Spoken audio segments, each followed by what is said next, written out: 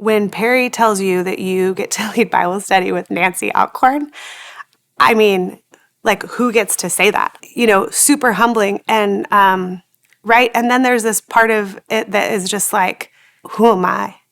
Who am I that the Lord would choose me to get to receive from her? Just a lot of awe. Like I knew about her and her faithfulness and couldn't wait to just be with her. And those 3 years, like, were the beginning of, a 20-year discipleship of, where she changed my life.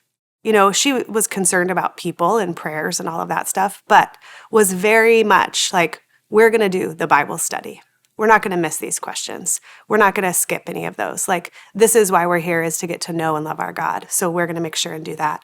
So even though extremely passionate about the Seahawks, about football, about dogs, also very serious about discipleship and being available to young women to really be a Titus 2 woman, and using all of the resources that God has given her to pour into the next generation and just do whatever he asked of her. And she did some tough stuff. So Nanci, as a mom, I mean, if you meet Karina and Ange, then she did something right. Chris and I have 2 daughters as well. So when our girls were much younger, Chris and I would go out to dinner with Nanci and Randy and just ask a bazillion questions, like tons of questions. And Nanci was always just really, I mean, she had so much, but some of the things that they taught us that were so helpful were, it's always about your kid's heart. Like, you're always going after their heart.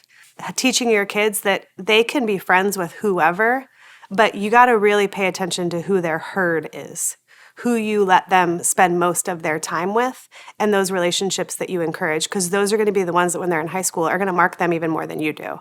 And so those were things that they said to pay attention to. Nanci was serious about always telling their kids the truth and inviting them into even kind of what other people might see as adult situations.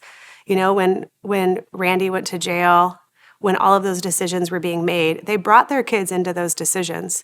They listened to them. They taught them wisdom and to how to think about making those kinds of decisions based on what God would want. And then the other thing was to apologize.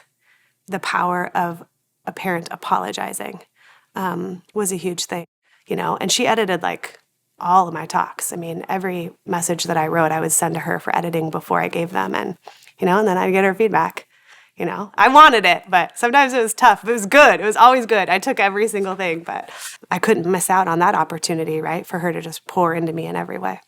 Besides discipling me forever, besides repeatedly calling me up to where she knew that the Lord wanted me to be. Even one time I just went to her and said, hey, I see all of these people and their blind spots are taking them out.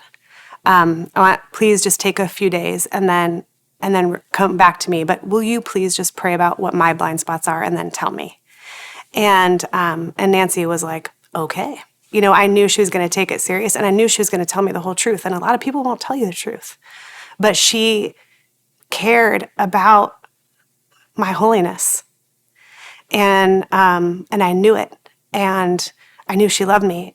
And so I had to hear what she had to say. I didn't want to get lost. She taught me the importance of the Word of God.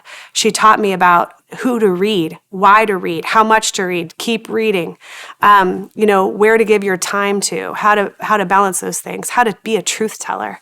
I mean, Nanci told the truth, whether you liked it or not. If she thought it was what was best for you, you're going to hear it.